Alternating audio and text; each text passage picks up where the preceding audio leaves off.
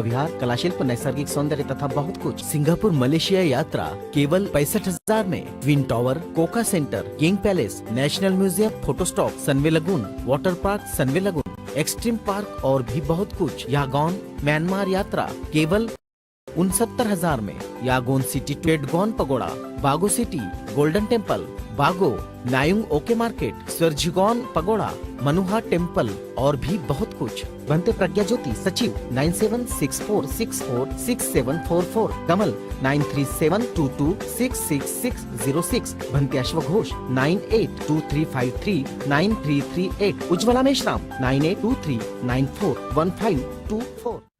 बुद्ध विहार समन्वय समिति द्वारा आयोजित नागपूर जिला स्तरीय बुद्ध विहार समन्वय तिसरी परिषद शनिवार व रविवार दिनांक 10 व 11 फेब्रुवारी 2018 सकाळी 8:30 ते सायंकाळ 7 वाजेपर्यंत। स्थळ राम गोपाल माहेश्वरी सांस्कृतिक सभागृह, भवन, झांसीराणी चौक, नागपूर। अध्यक्ष भदंत डॉक्टर खेम धम्मो, उद्घाटक माननीय विजय मेश्राम, अखिल भारतीय समता सैनिक दल। स्वागताध्यक्ष डॉक्टर BSK डाम।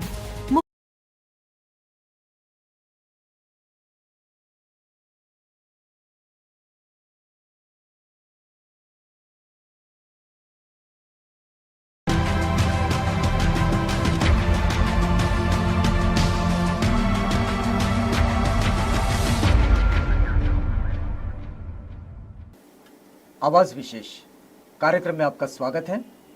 और विशेष में आज हमारे साथ है पीपल्स पॉलिटिकल पार्टी के राष्ट्रीय अध्यक्ष BD बोरकर साहब। जी हाँ, BD बोरकर साहब के नाम से, उनके चरित्र से आप सब परिचित हैं।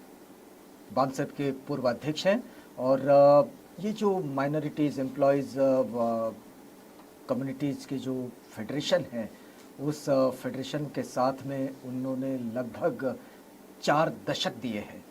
इसके निर्माण से लेकर तो बहुजन आंदोलन, मूल निवासी संकल्पना के साथ ये आंदोलन जो आगे बढ़ा, तो ये BD बोरकर साहब के नेतृत्व में आगे बढ़ा। लेकिन हाल ही में जो बामसेफ का अधिवेशन हुआ रिंगना बोडी में, इस अधिवेशन में पीपल्स पॉलिटिकल पार्टी की स्थापना की गई, उसकी घोषणा की गई और उस घोषणा के बाद वहाँ राष्ट्रीय अध्यक्ष के रूप में BD बोरकर साहब को चुना गया।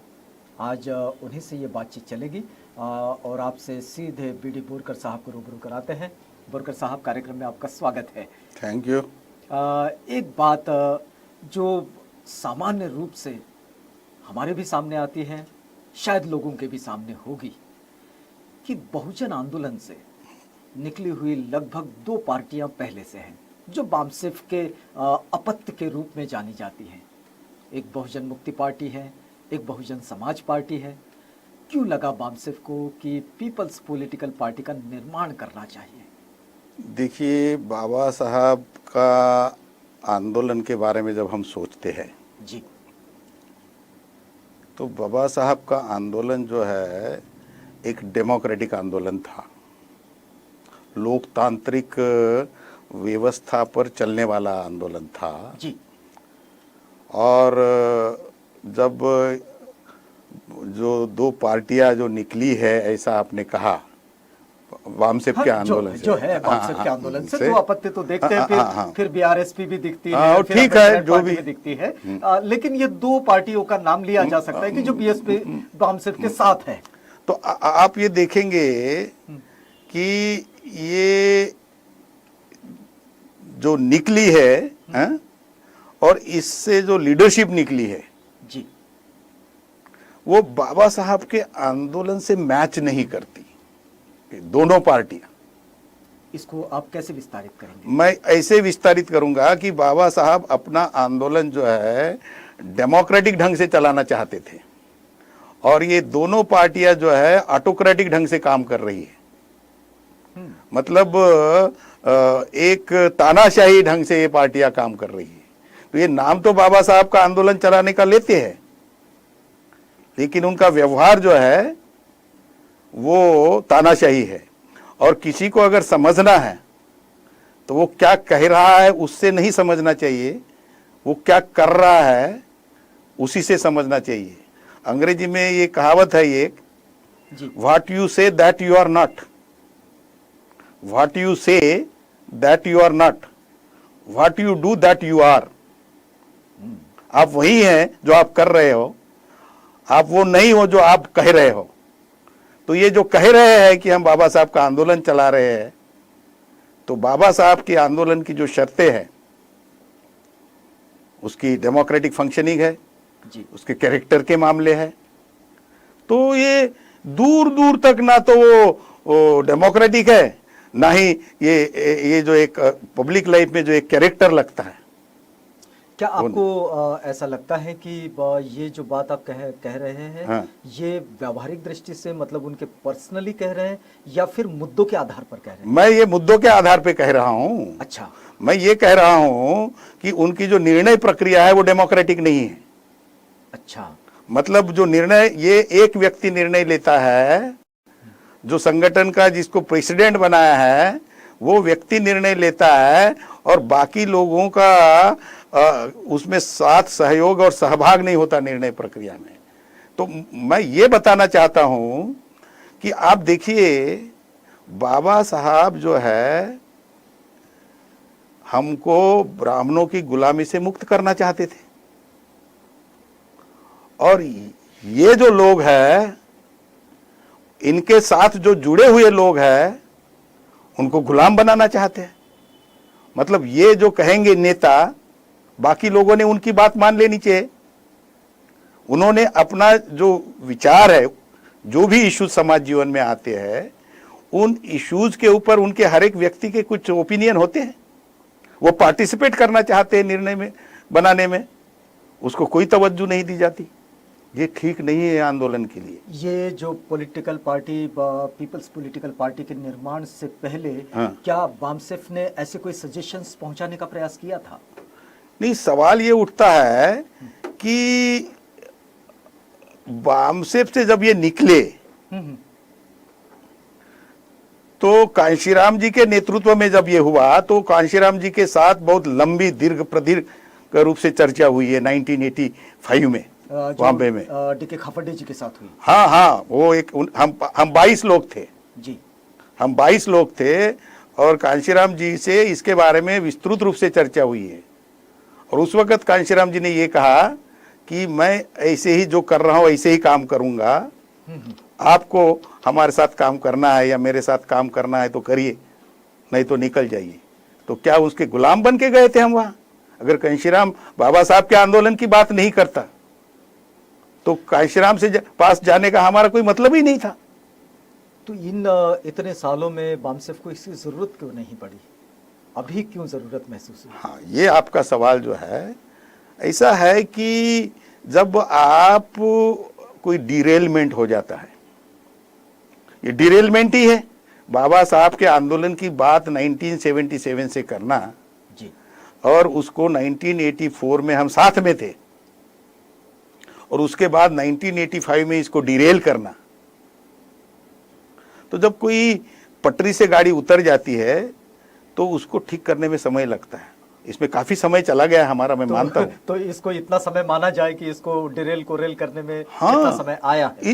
इसका कारण ऐसा होता है जी। कि जो ऑटोक्रेटिक लीडरशिप ये पैदा होती है, और समाज ये जब सुशिक्षित नहीं होता, मतलब समझ ज्यादा नहीं रखता, तो वो व्यक्ति केंद्रित होता है।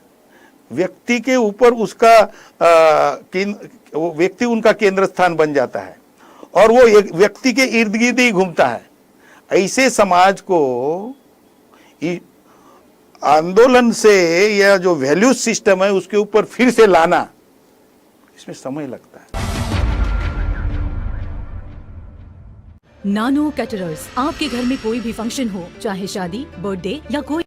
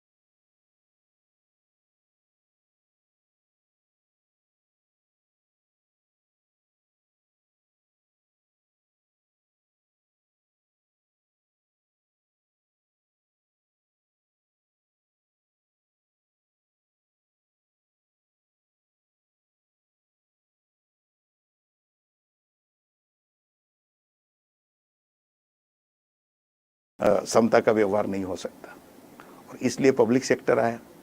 अब आप देखेंगे ये 1991 से आज 27 साल हो गए समझ लीजिए मोर और लेस। पब्लिक सेक्टर को इन्होंने डिस्ट्रॉय किया है, जिससे लोगों की नौकरी आ गई है। तो जिन लोगों के साथ इन्होंने डिस्ट्रॉय किया, और कांग्रेस और बीजेपी ने मिलकर ये डिस्ट्रॉय किया, क्योंकि 1996 में जब एनडीए सत्ता में आई तो उन्होंने नरसिम्हा राव गवर्नमेंट की जो इकोनॉमिक पॉलिसीज थी उनको कंटिन्यू किया। ये कौन सा अपोजिशन है और किसके लिए अपोज कर रहे थे? तो आप ये देखेंगे कि बीजेपी और कांग्रेस ये दोनों एक ही है। तो क्या इन मुद्दों के साथ पब्लिक से डायलॉग होगा? बिल्कुल होगा, बहुत बड़े पैमाने पे होगा, क्योंकि तुम्हारी एम्प्लॉयमेंट खत्म की जा रही है। हमारे लोग खेती में मतलब आप देखेंगे कि फार्मर सुसाइड हो रहे हैं। फार्मर्स अल्टीमेटली सुसाइड क्यों करता है? उसको सुसाइड करने का उसको क्या कहेंगे, दिलचस्पी है। इकोनॉमिक डिस्ट्रेस है, फाइनेंशियल डिस्ट्रेस है। उसके घर में जितना पैसा जाना चाहिए उसकी फैमिली को चलाने के लिए, उसके बाल बच्चों की पढ़ाई करने के लिए, खान पान के लिए, रहन सहन के लिए, उतना पैसा उसके घर में नहीं पहुंच रहा है। इकोनॉमिक इक्वालिटी लाने के बजाय इकोनॉमिक डिस्पैरिटी बहुत बड़े पैमाने पे बाइट हो गई। मेरे पिताजी ने आत्महत्या नहीं की, क्योंकि इन द इनिशियल स्टेजेस वो एजेंडा चलाया गया।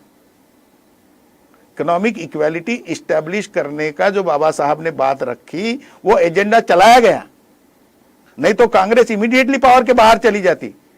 कांग्रेस हमारे हित में चलाया, मैं ये नहीं बोल रहा हूं। कांग्रेस ने अपने हित में चलाया सत्ता में रहने के लिए, क्योंकि उनको पता था।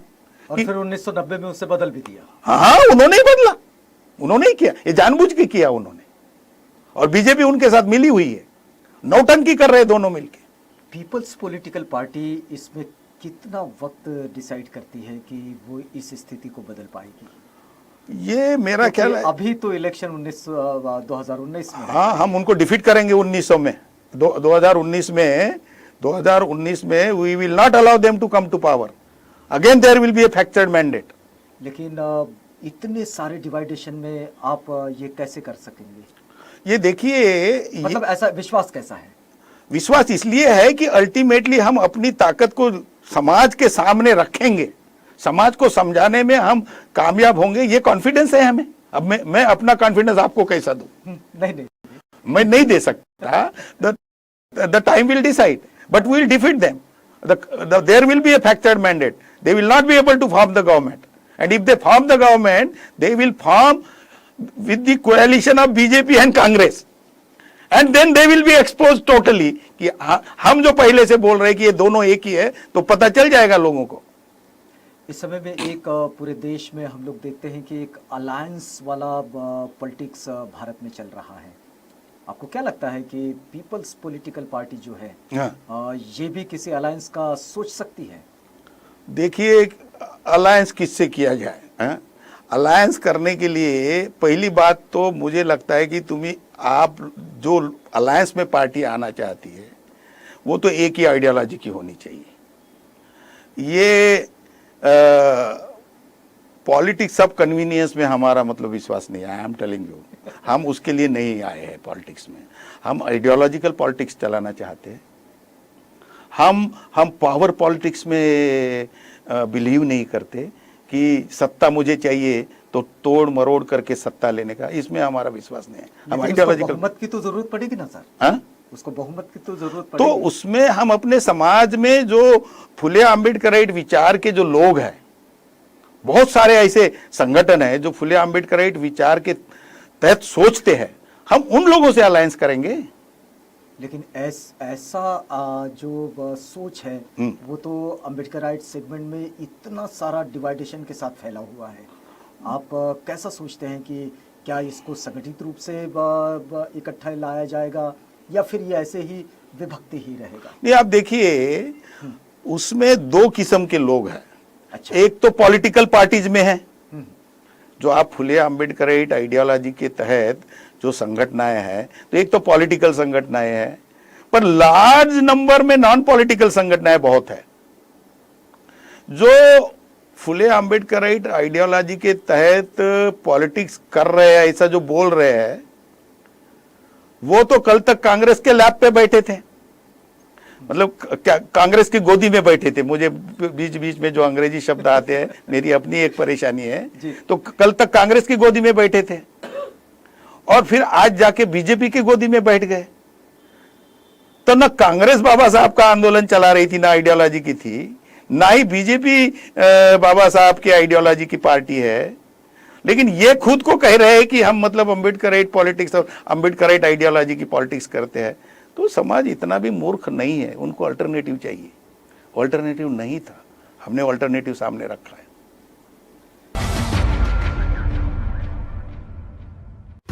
खूप लढलो बेकीने, आता लढूया एकीने. सिनेट परिवर्तन पॅनल.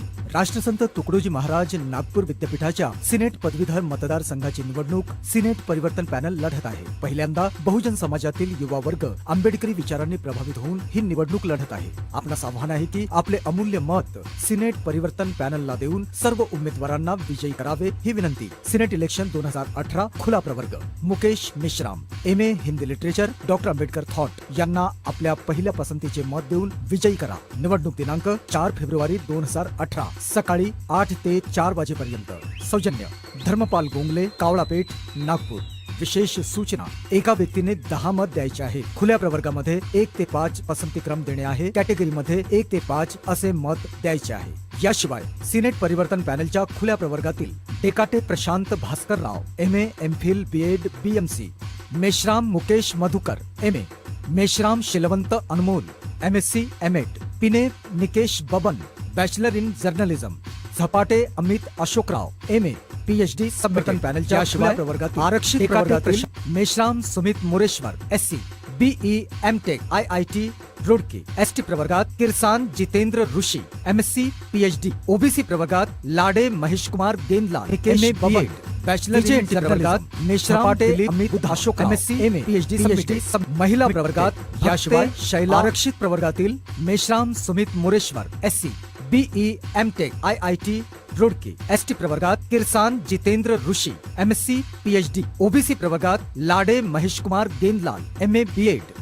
VJNT प्रवर्गात Meshram Dilip Budha, MSc PhD submitted. महिला प्रवर्गात भक्ते शैला ओमप्रकाश, MA PhD. यांना आपले अमूल्य मत देऊन विजयी करा. प्रचंड बहुमतांनी विजयी करा. क्या लगता है बुरकर साहब, जो परिस्थिति और जो स्थिति आप बता रहे हैं कि देश में जो पॉलिटिकल स्थिति है, जो अन्य पार्टियां हैं जो सत्ता में हैं, उन पार्टियों को आप रोकने के लिए खड़े हो जाएंगे, और अभी पीपल्स पॉलिटिकल पार्टी का जन्म अभी हुआ है, क्या पूरा बामसेफ मिलकर पीपल्स पॉलिटिकल पार्टी को संभालेगा या फिर पीपल्स पॉलिटिकल पार्टी अपना संगठन बना रही है? नहीं, इसका भी बामसेफ के साथ क्या संबंध है? अच्छा। इसका कोई बामसेफ के साथ कोई संबंध नहीं है। बामसेफ ने एक जो आइडियोलॉजी खड़ी की समाज जीवन में, सामाजिक संगठन के माध्यम से, उसमें जो इंस्पायर्ड लोग हैं वो पॉलिटिकल पार्टी में आए, उसका अभी बामसेफ के साथ कोई संबंध नहीं है। बामसेफ अपना काम, सेपरेट ऑर्गेनाइजेशन है, they are two distinct separate organisation. वो अपना काम करेंगे, हम अपना काम करेंगे। नहीं, क्योंकि इसका घोषणा जो है वो तो बामसेफ के अधिवेशन में हुई है। नहीं, बामसेफ के अधिवेशन में बिल्कुल नहीं। ऐसी आप लोगों की कैसी समझ बनी, मुझे पता नहीं है। अच्छा, ऐसा नहीं है? नहीं, बामसेफ का अधिवेशन खत्म हो गया था। अच्छा, उसके बाद में हुई है? हाँ, आप मुझे ये बताइए कि इंडियन नेशनल कांग्रेस 1995 के करीबन जब उसका स्टेज बना था, और उसी में जो संगठन था कांग्रेस के माध्यम से ही चल रहा था, तो क्या वो अलग संगठन नहीं था उनका, जिसमें गोखले वगैरह जो थे, तो गोखले थे, रानडे थे, ये लोग अलग हुए थे, जो ये कहते थे कि भाई सामाजिक संगठन पहले होना चाहिए, सामाजिक क्रांति पहले होना चाहिए, राजकीय क्रांति बाद में होना चाहिए। और ये तिलक जो है ये कहता था कि पहले राजकीय क्रांति हो जानी चाहिए, तो फिर क्या वो अलग अलग नहीं थे? और अलग अलग नहीं थे तो वो जलाने की बात क्यों की कांग्रेस के लोगों ने? जो प्लेटफॉर्म था वो प्लेटफॉर्म जलाने की बात हुई थी ना। हाँ, तो वो अलग ही थे ना फिर उनकी दृष्टि से। अगर एक होते तो जलाते। तो इसमें दोनों अलग अलग हैं। बिल्कुल अलग अलग है। वो अपना काम करेंगे, हम अपना काम करेंगे। उनको अपना काम करने दीजिए, उन्होंने करना भी चाहिए, वो एक महत्वपूर्ण काम है। पीपल्स पॉलिटिकल पार्टी अपना काम करेगी। बिल्कुल करेगी। आपने जैसा कहा कि ये इस वक्त इतना चैलेंज तो खड़ा करेगी कि जो सत्ताधारी जो पार्टियां हैं, हाँ। उन पार्टियों को सत्ता में आने से रोकने का प्रयास करेगी। बिल्कुल। लेकिन इससे जुडिशियरी पर कंट्रोल कैसे जाएगा? जैसा कि आप कहते हैं कि भाई हमारा जो उद्देश्य है, हाँ। वो अनएम्प्लॉयमेंट जो है, हाँ। उसको ठीक शेयर में जो हाँ। उस रिप्रेजेंटेशन को ठीक कराना, ये जो चैलेंजेस है, किसानों की आत्महत्या है, ये जो चैलेंजेस है, इसको पीपल्स पॉलिटिकल पार्टी इनको सत्ता में आने से रोकने से कैसे ठीक करेगी? आप देखिए, ये सभी चीजें जो है आंदोलन से होती है। ये आंदोलन का महत्व हमारा समाज जिस अनुपात में समझना चाहिए वो समझ नहीं पा रहा। आप देखिए, अगर आप जुडिशियरी के जजमेंट्स पढ़ेंगे, पिछले 50 साल में उन्होंने जो या 70 साल में जो जजमेंट्स लिखे हैं, एक ही इश्यूज के ऊपर जुडिशियरी ने समय समय पे अपना स्टैंड बदला हुआ है। उसको अलग अलग डिफाइन किया। हाँ, समय समय में उसी चीज, एक ही इशू को, एक इशू में वो एक समय ये कहेंगे कि there is no reservation in promotion, फिर एक समय में वो कहेंगे yes there is a reservation in promotion, फिर ये कहेंगे कि there is no reservation in promotion. ये अगर संविधान में तो धाराएं तो बदली नहीं जैसे कि वैसे ही है, तो जुडिशियरी उसको समय समय पे अलग अलग इंटरप्रिटेशन क्यों करती है? अलग अलग इंटरप्रिटेशन इसलिए करती है कि समाज अपने आंदोलन से अपने अधिकारों के लिए जब पर्याप्त दबाव डालता है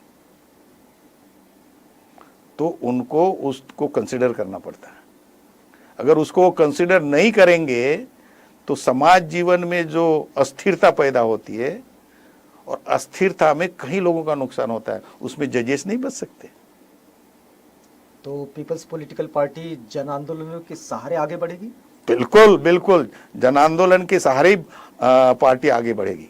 इस साल का क्या बड़ा आंदोलन तय किया है आपने? आप देखिए कि अभी जो पाल्पिटेबल जो सिचुएशन समाज जीवन में है, लोग बहुत ज्यादा त्रस्त, एक तो रिजर्वेशंस के ऊपर है। हम सोच रहे हैं कि पूरे इंडिया के लोगों को ये जो चल रहा है देश में, इसके बारे में लोगों को सजग करें कि ये कॉन्स्टिट्यूशन का जो मिस इंटरप्रिटेशन चल रहा है जुडिशियरी के माध्यम से जी, ये गलत है। इसलिए लोगों को समझाएंगे हम, और उसको समझा के जुडिशियरी को इसको रिकंसिडर करना पड़ेगा। अभी इशू डाला है उन्होंने, अभी मंडल कमीशन के वक्त उन्होंने क्रीमी लेयर की चीज डाल दी। अभी पिटीशन आया है सुप्रीम कोर्ट में, फिर वो बोलते हैं कि अभी शेड्यूल कास्ट और शेड्यूल ट्राइब के केस में भी मतलब क्रीमी लेयर इंट्रोड्यूस होनी चाहिए। तो इस समाज का नेतृत्व करने के लिए लोग कहां से आएंगे? इस समाज का अगर नेतृत्व करना है तो जो मेरा भाई जो है गांव में मजदूरी कर रहा है, ये तो हम सब चाहते हैं ना कि बाबा साहब के आंदोलन को नेतृत्व वो जो मजदूरी कर रहा है वो करेगा, इस समाज का पढ़ा लिखा तबका करेगा। कौन करेगा नेतृत्व? नेचुरली पढ़ा लिखा तबका करेगा। बिल्कुल।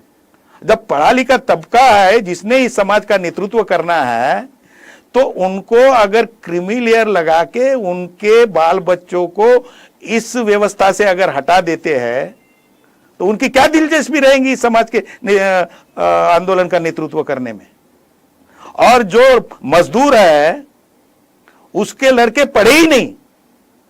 तो ये दोनों तरफ से जो कट करने का जो कार्यक्रम इन्होंने बनाया, और ये एग्जीक्यूटिव जो है, सरकार जो है, ये जानबूझ के खुद नहीं ये निर्णय बना रही है, क्योंकि उनको पता है कि अगर खुद हम ये निर्णय बनाएंगे तो मास स्केल में हमारे विरोध में वोटिंग होगा। इसलिए वो जुडिशियरी का सहारा ले रहे, और जुडिशियरी इस ढंग से मिस इंटरप्रिट कर रही कॉन्स्टिट्यूशंस को जजमेंट लिखते वक्त। तो इसका कंडीशन यही है कि पर्याप्त आपको अपना आंदोलन खड़ा करना होगा, इस देश की सत्ता हाथ में लेनी होगी।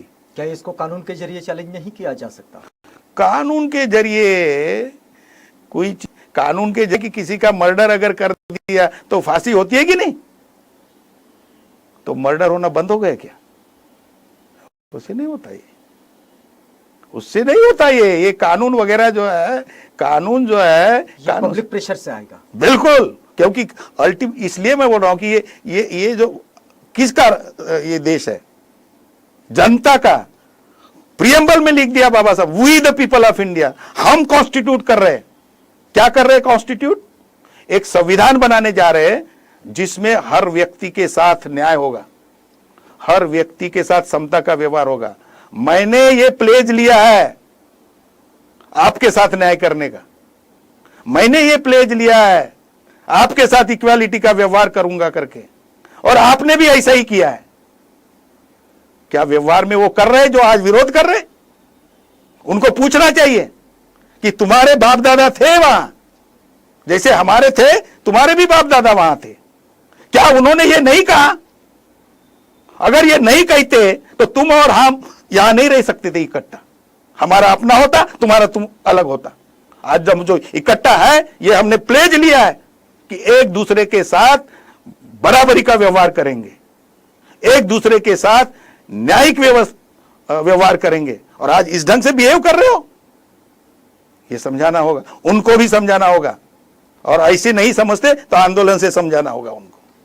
राजनीति के इस रण में, इस उम्र में नई उम्मीद के साथ आए हैं। हमारा ये वक्त जा रहा है अभी बिल्कुल अंतिम पड़ाव की ओर। आपसे एक छोटा सा संदेश लेंगे पीपल्स पॉलिटिकल पार्टी की ओर से, क्या संदेश देना चाहेंगे? बाबा साहब का आंदोलन चलाने के लिए मूल निवासी बहुजन समाज के लोगों ने अपनी पूरी ताकत लगा देकर पीपल्स पार्टी ऑफ इंडिया के साथ खड़े हो जाना चाहिए। और हम वो उनके जो अधिकार है संविधान दिए हुए, हम उनको दिला के रहेंगे। पीपल्स पार्टी ऑफ इंडिया, हाँ, पीपल्स पॉलिटिकल पार्टी नहीं, people's party of India. People's party of India. मैं थोड़ा सा गलत आपको ये परिचय करवा दिया था। People's party of India, people's party of India के national president B D. Borkar saheb से ये बातचीत चल रही थी। ये उम्र है लेकिन काम का जज्बा वही है जो 4 दशक पहले कभी हुआ करता था। और नए सिरे से नई बात और नए संदर्भों के साथ पीपल्स पार्टी ऑफ इंडिया के नेशनल प्रेसिडेंट से ये बातचीत हो रही थी। यहाँ पर रुकते बोरकर साहब, आप हमारे साथ आए, हमसे बातचीत की। इस पूरी बातचीत के लिए आपका बहुत बहुत धन्यवाद और नई पारी के लिए आपका बहुत बहुत अभिनंदन। मित्र बने रहिएगा आवाज इंडिया के साथ, प्रोग्राम आगे भी जारी है।